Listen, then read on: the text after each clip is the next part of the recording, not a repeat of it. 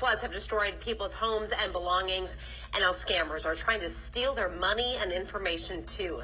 Ruta Ulcinaite has what you need to know to make sure you don't get duped by scam artists who thrive after a disaster.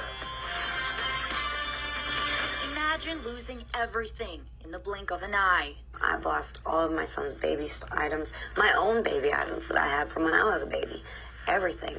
So it's not like you can just recover from that. That's what happened to Shan-tel and thousands of flooding victims around the state this past spring. But now a new problem is emerging on top of the devastation. Shan-tel Nigh and her family have already lost everything in the spring floods. She can't access her home here at Green Acres and has to wear a hazmat suit to get her belongings. To her, the thought of losing any more is unfathomable. And we've started to see a lot of folks to apply for disaster assistance, which has been great. Though, despite the disaster assistance that's being offered, we have a lot of fraud and a lot of challenges with individuals who are trying to defraud disaster survivors. Money and personal information taken from victims of the flooding by scam artists posing as FEMA employees.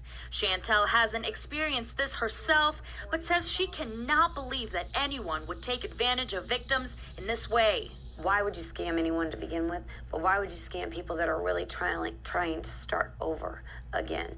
It's not easy starting from scratch. It's important to take precautionary steps to make sure you avoid fraud.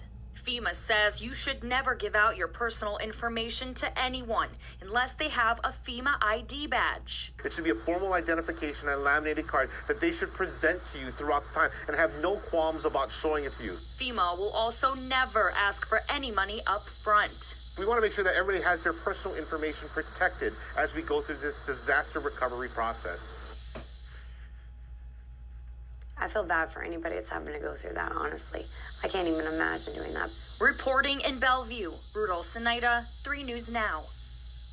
If you suspect any fraudulent activity, contact local law enforcement. Remember that the deadline to apply for disaster assistance is this Friday, September 13th. You can apply by calling the number on your screen or apply online at disasterassistance.gov.